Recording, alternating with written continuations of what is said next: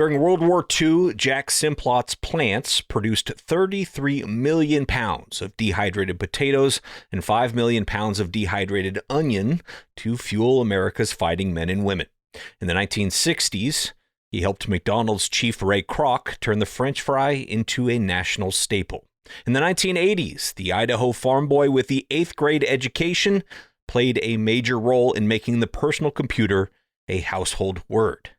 And as a new century begins, the company and the man show little sign of resting on their laurels.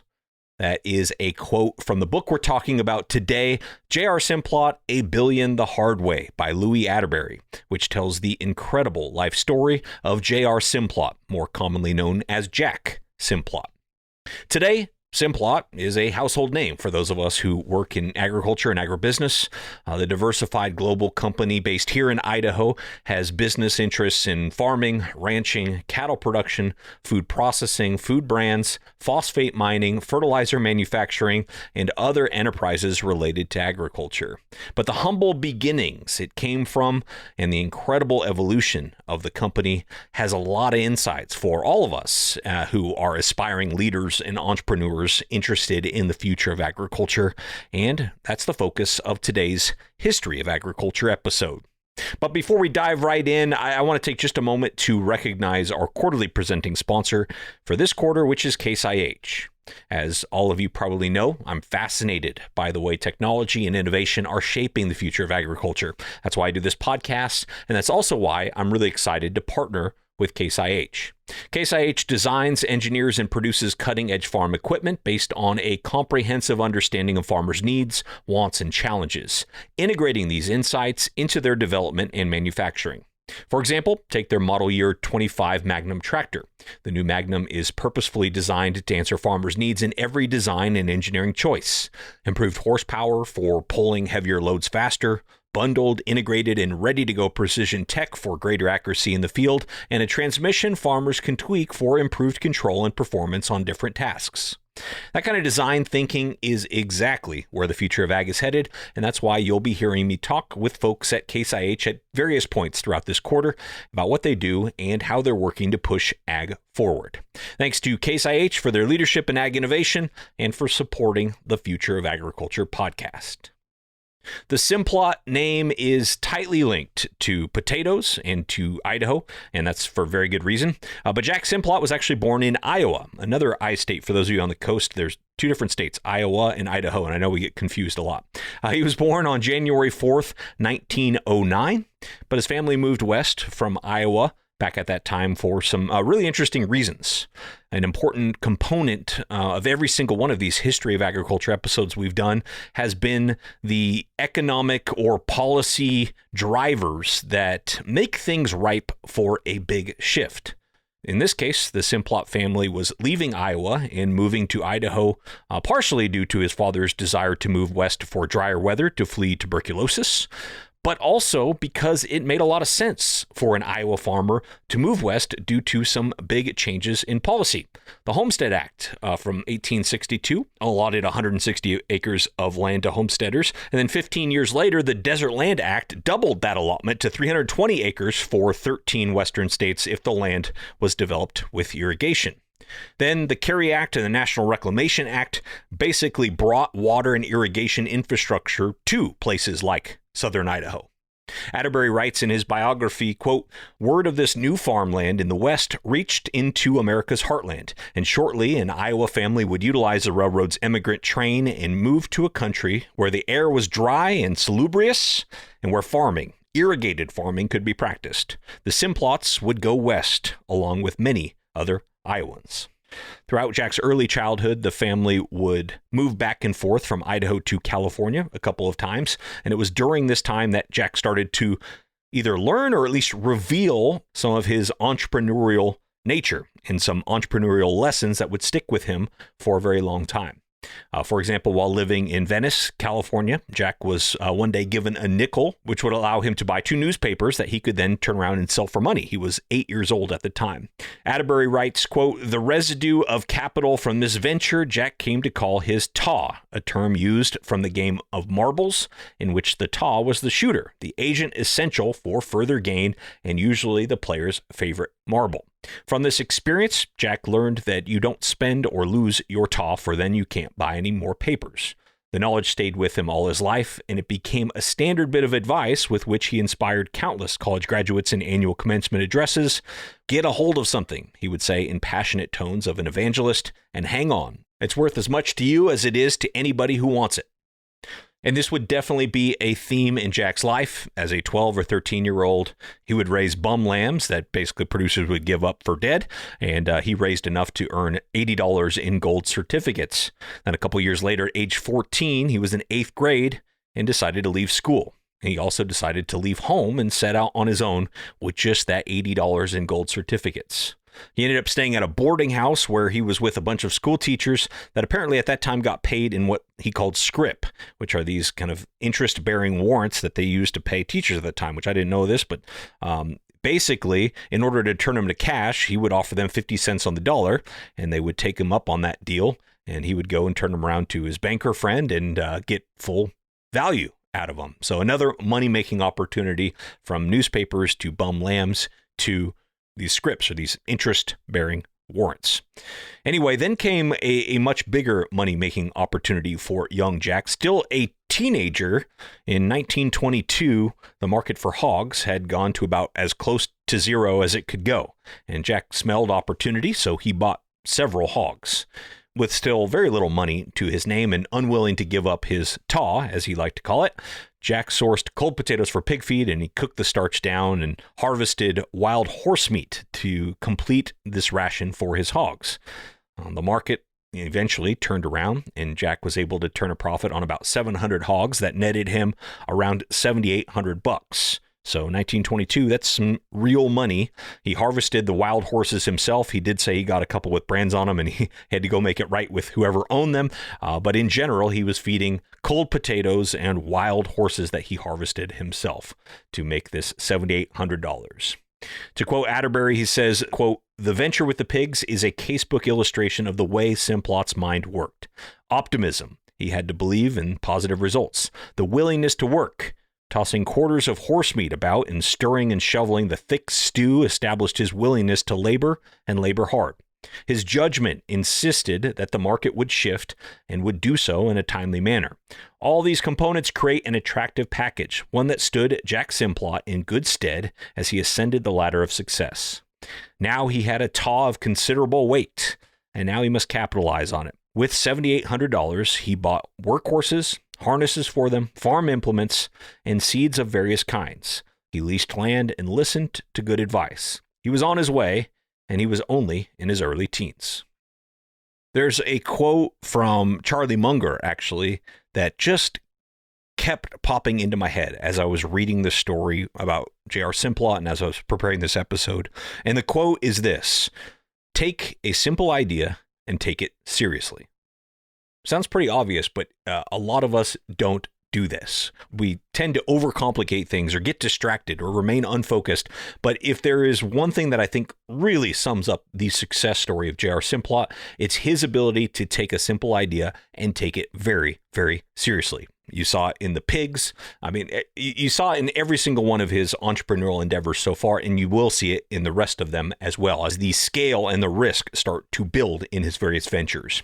Well, I mentioned some of the things that he bought with that $7,800. Another thing that he bought in the early years, in fact, he bought it in partnership with someone else named Lindsay Maggart, was a mechanical potato sorter.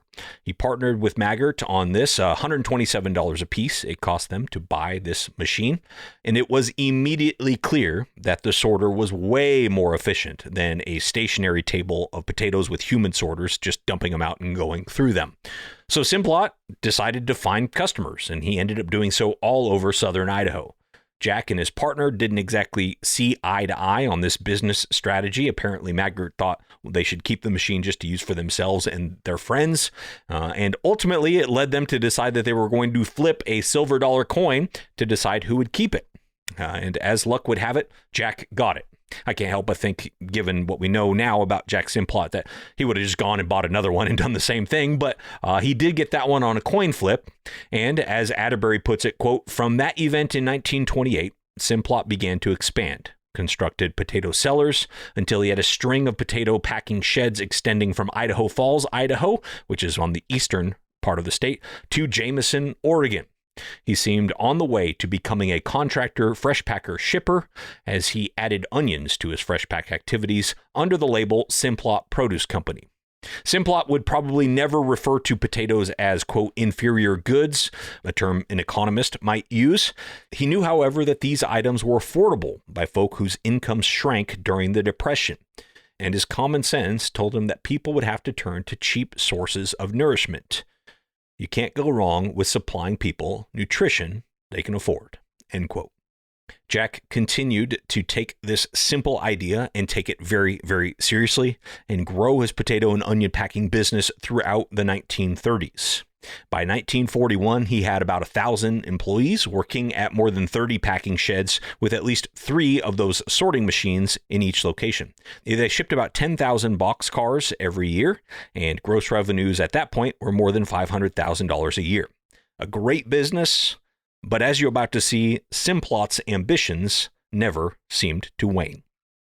If you were to take just a quick glance, you might think that Simplot's story may look heavily influenced by being in the right place at the right time. I mean, we said earlier, water came to Idaho around the same time as the Homestead Act, which brought his family there, which meant he was there in the early days of commercial ag production kind of in southern Idaho. And this next story also looks like being in the right place at the right time. But when you dive into his story, you realize everything it took to be in the right place at the right time. Sure, you can't help when your parents move you when you're a toddler, right? But you can help that you build this business through your own blood, sweat, and tears, and you end up in the right place at the right time. He was an obsessive entrepreneur that really embodies that quote, take a simple idea and take it seriously. Nobody took this business more seriously than Jack Simplot. One day in 1941, a company by the name of Burbank Corporation, which sold dehydrated vegetables, owed J.R. Simplot $8,500 for some onions that he had sold to them. And Jack decided to personally make the trip down to Southern California to try to collect it. While he was in the waiting room waiting for the president of the Burbank Corporation to show up, he met another guy who happened to be one of the customers that Burbank sold the dehydrated produce to, named John Sokol of Sokol & Company. The Burbank president didn't end up showing up to the office before lunch, so Jack and John Sokol decided to go have lunch together. Well, that same day, in discussions over lunch, they ended up striking a deal for Simplot to start selling dehydrated onions directly to Sokol, which sort of cut out the Burbank middleman. Only problem was Simplot didn't dehydrate onions, had no experience with it whatsoever. So here's how Jack, in his own words, described what he did next. He says, quote, "I never went back to see that guy," which he's referring to the president of Burbank, "till the next day. Because I went from there," he's talking about going from lunch, "I went from there and drove down to see if I could find out what the hell he was doing with his onions.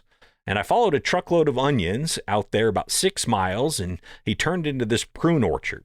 And I went in and I got the name of the goddamn machine that they were drying these onions with.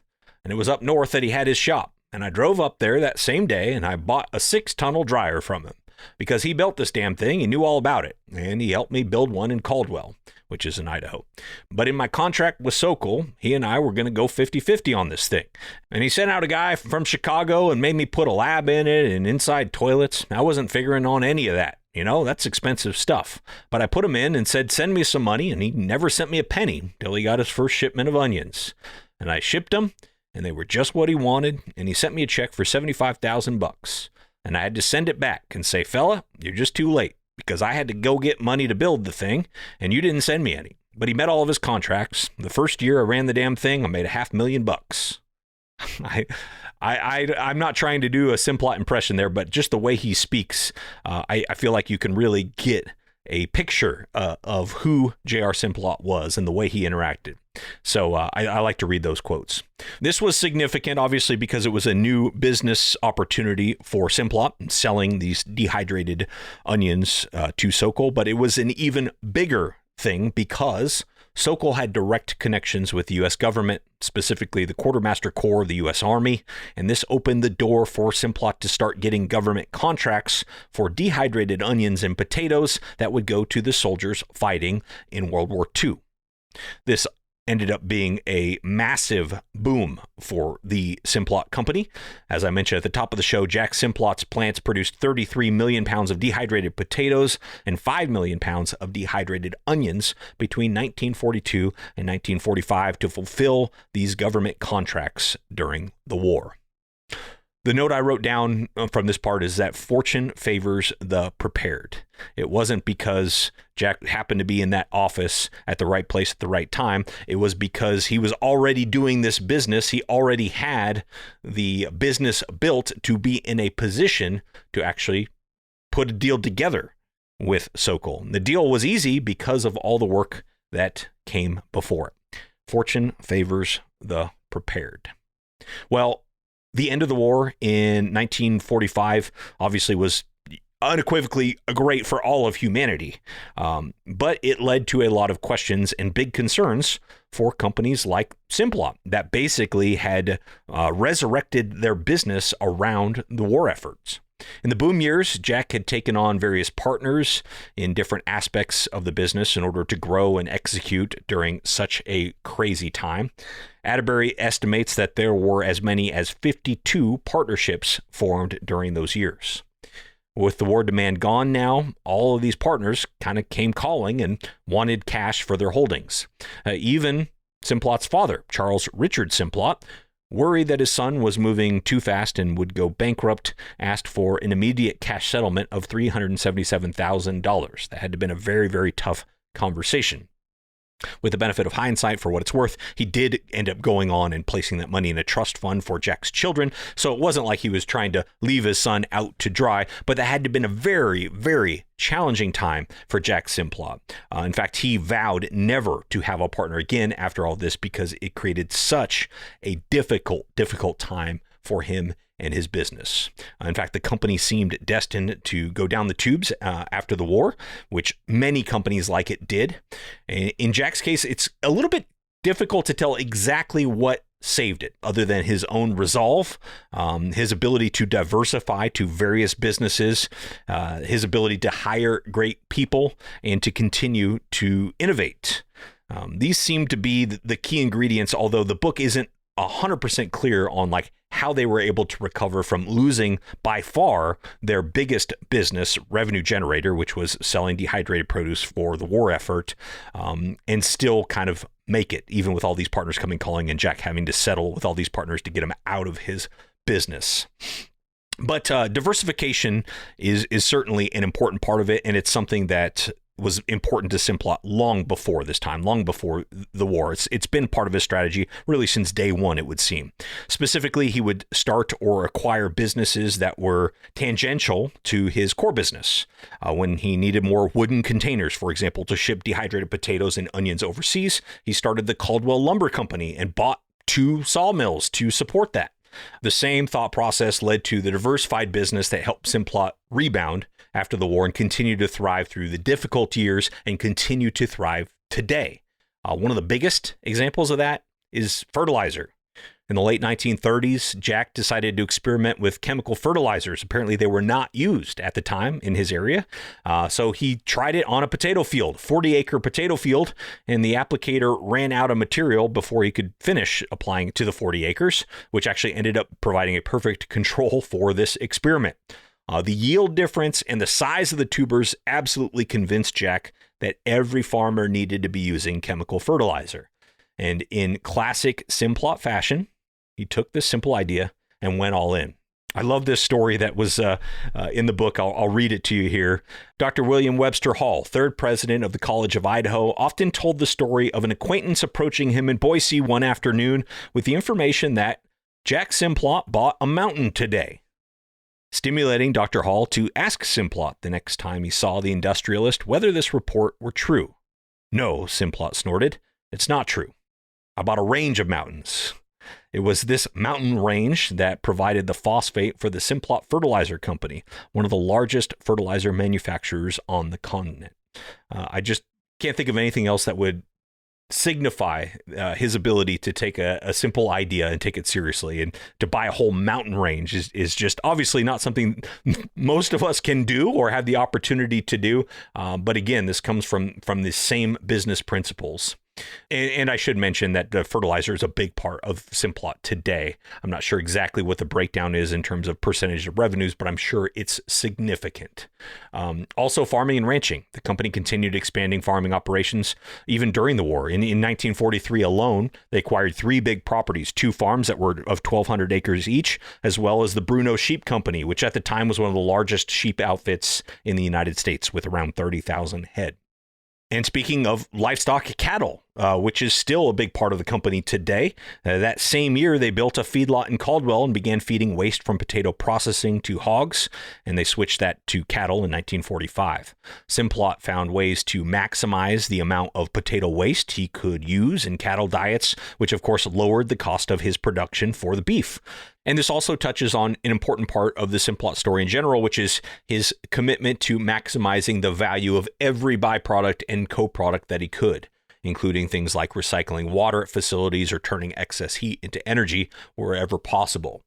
This approach of watching costs and waste and diversifying businesses seemed to help absorb some of the dramatic losses from losing their business revenue source after the war. But they were clearly in survival mode here. And the next phase of the J.R. Simplot Company would take an incredible effort and a great deal of creativity. Luckily, Jack Simplot always believed in hiring the right people and getting out of their way. I know that's a bit of a trope nowadays, but he actually embodied and lived it. And this approach took him to great heights in the early 1940s during the war, and is probably a big part of what saved his company in the decades that followed. And this next little anecdote here, it probably didn't seem like a big deal at the time. In fact, I wonder how many big innovations really feel like, a big breakthrough at the time. But it would become a very, very big deal for Simplot years later. Ray Dunlap was a chemist at the Simplot Company. He approached Jack one day with a request for a freezer. And this was, during the beginning of the more difficult times just after World War II.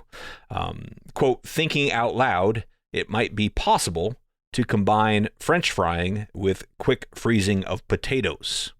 He was told that if you freeze a potato, you get mush, but to go ahead and try it. According to Simplot, this is in his own words, quote, I got him the box. He went to work and brought me this pan of fries one day. He said, these have been frozen, and they were good. I said, that's a hell of a thing. End quote. Again, Simplot took the simple idea and he took it seriously. The company started production of frozen French fries within a year of that successful experiment, but it was not an instant success. I mean, they were making some progress in retail, as an example, but there were 2 big headwinds that were working against them. And this I always find fascinating in all of our history episodes is the major resistance to something new. Even with the advantages very, very clear, people just don't switch. People just don't try new things. They have preconceived notions, and these innovations just take a long time. But those big headwinds in this case were, number one, it was sort of assumed that the quality of frozen French fries was poor. You heard a lot about this in our last history episode where we talked about kind of the history of refrigeration. A lot of resistance to anything that wasn't fresh. Now, they could show that through their process, the quality was actually quite good and a lot better than most people expected. But that takes a long time to sort of educate consumer by consumer by consumer. The bigger problem was trying to get these frozen French fries into food service.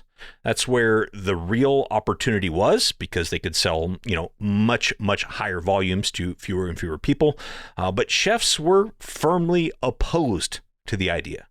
They had people on staff, maybe one, two, maybe more people, depending on how big their kitchen was, whose primary job it was to prep potatoes. And they didn't want to lose those team members for a variety of reasons. Maybe it was because they thought that they would mean more work for everybody else. Maybe those people did more than just process potatoes, but they, potatoes were what kind of occupied a lot of their time. I'm not sure what it was, but for whatever reason, most chefs were firmly against the idea of even trying these frozen French fries. So they wouldn't even consider it. And according to Attebery, the biographer in this book, they would actually sabotage the product in the cooking process to make sure it didn't taste good if they were pressed by management to just try it. Then sometime around 1950 or so, I think the book says either late 1940s or early 1950s, there was a national shortage of potatoes. Restaurants would beg Simplot employees to just sell them more fresh potatoes, but Simplot insisted on selling the frozen French fries. That got them into food service in a very big way, and the customers, the food service companies, started to realize the clear advantages of buying frozen French fries, and for the most part, never seemed to go back. This is a quote from the director of research and development, Ray Kroc, who led the effort to commercialize and scale up chemist Ray Dunlap's process. Quote, "That chef would kill you every time. He'd just make it so that the quality wasn't there on the finished product, and you had to find some way to get the management to look at what really could get done. And when fresh potatoes that were of high frying quality were not available, they still had customers asking for French fries. That broke the back and let us in." End quote. They were into food service, and throughout the 1950s, Simplot seemed to be fortifying and expanding his businesses on all fronts, from farming to fertilizer to French fries. This again put them in a great position for the next big opportunity, becoming the primary supplier of frozen French fries to a rapidly growing fast food restaurant chain called McDonald's. McDonald's had bought raw potatoes from Simplot and others for a long time. Before the famous Ray Kroc took over, Simplot and his team had repeatedly tried to get McDonald's management to consider frozen French fries, and they just didn't seem to want to do that. They admitted that they would incur losses in the hundreds of thousands of dollars per year due to spoilage of the fresh potatoes stored and processed at the restaurant locations, but just wouldn't consider the much more efficient frozen French fry. But Ray Kroc was all about efficiency and consistency. If you've seen the movie The Founder with Michael Keaton, you already know this. Simplot and Kroc became fast friends. I'm sure they had quite a bit in common.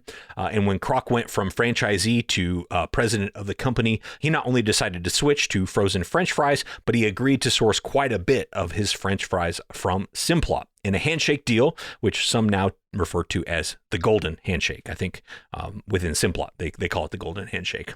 The book didn't specify how much business has been done as a result of this handshake, but it is very safe to say it has been well into the billions of dollars. A 2016 article of the Idaho Statesman, which is local here to Boise, said that McDonald's remained Simplot's largest customer to that day, so in 2016, and I imagine that is probably still true today, but I couldn't find any documentation to back up that claim. But what an incredible story, and yet another example of J.R. Simplot remaining focused on an idea and taking it very seriously. From what I can tell, it was over 20 years from when Ray Dunlap invented the frozen French fry to when that deal happened between Simplot and McDonald's. You know, looking back this far, 20 years may not seem like that long, but to me, it just emphasizes the point that innovation takes a long time, much, much longer than most of us think it will take. So a lot of the innovations we're talking about today, their moment may come, it may not, but it may be years or decades down the road before it really takes off in a form where it can go sort of mainstream. Now, there were, of course, a lot of other smaller successes along the way in the frozen French fry business, but clearly the McDonald's relationship was that big game changer for Simplot, and I can only imagine the commitment and resolve it took to pour so much into an idea for so long to get it to that point, 20 plus years later. Innovation takes time and relentless perseverance, if that is not a big theme of all these history episodes. It's not exactly clear to me from the book or from the other research I've done on Jack Simplot when and how exactly he became a billionaire, but it's very, very possible, in fact, likely, that what took him from multi-millionaire to billionaire had nothing to do with farming, potatoes, agriculture, or food at all. Already a successful businessman, Simplot was encouraged by his youngest son, Scott, to consider investing in a small local semiconductor startup called Micron. By this time, the personal computer was already gaining rapidly in popularity, and it seemed clear that the next big shift in business and in society would be in technology. Another simple idea: all computers need computer chips. Simplot yet again took the idea very seriously. He invested $1 million for 40% of the young company, and then years later, when the company needed more money, he invested another $20 million. As of when writing the book that I read in 1999, Simplot personally still owned about 8 million shares, and the J.R. Simplot company owned another 13 million shares of Micron. And I don't know where all that stands today. I'm sure they've continued to trim down their positions over the years, but just to give you a sense, to get us to wrap our minds around this, Micron shares today at the time of this recording are about $94 per share. So if it were still 21 million shares today, I'm sure it's not, but that's almost $2 billion just in Micron ownership. Again, I didn't look at all that's happened over the past 25 years, but just to give you a sense about the significance of this investment, I'm sure it added substantially to his wealth. Attebery writes, if it is accurate to say that with the production of dried potatoes and onions during World War II, Simplot became a millionaire, and when his fertilizer operations and the McDonald's connections took off, he reached multimillionaire status, then his success with Micron made him a billionaire. End quote. The fundamentals haven't changed. Take a simple idea and take it seriously, bet big on the right people, and be patient with innovations to pay off. Simplot today is an international food and agriculture company with more than 13,000 employees serving customers around the world. Still privately held right here in Boise, Idaho. Their integrated portfolio includes farming, ranching, cattle production, food processing, food brands, phosphate mining, fertilizer manufacturing, and other enterprises related to agriculture. You kind of got a sense of the history of a lot of those or where their roots came from in this episode. The company has major operations in the U.S., Canada, Mexico, Australia, Argentina, and China to provide a diverse array of products and services to people around the world. And the company's core values are passion for people, spirit of innovation, and respect for resources. Those values, you can tell exactly which individual they all came from, but they're as relevant now as they were when Jack began his journey over 90 years ago. Jack passed away on March 25th, 2008 in Boise. He was 99 years old at the time. His second wife, Esther, who he was married to for over 35 years until his death, was asked what she thinks historians 200 years from now will say about her husband. I like this part because I like to think about, what do those closest to you think of you? And I think that was telling what she said. She says, quote, I think he'll go down as one of the real entrepreneur geniuses of this century. I think he has a great mind, great intuitiveness. He has a lot of knowledge. I'm always amazed at the knowledge he has about fertilizers and chemistry. I took chemistry in high school and college. I don't remember 1/100th of what he knows and what he's learned through his life's experiences. So in a sense, he's more educated about many things than I am. He's really learned through doing and missing and trying again and making a success of his life in the business world. So I think he'll stand out for a long, long time. True entrepreneur, an icon in agriculture, especially here in Idaho. The Simplot name lives on through his company and through some tremendous philanthropic efforts in our community here. I hope you are as inspired by these history episodes as I am. If you enjoyed this one, first of all, make sure you pick up the book, J.R. Simplot, A Billion the Hard Way, a biography by Louie Attebery. I'd sure appreciate it if you'd share it on social media. And if you're listening on either Spotify or Apple Podcasts, ratings and reviews are always greatly appreciated. Thanks so much for listening. I do not take it lightly. I'll be back next week with another story of ag innovation.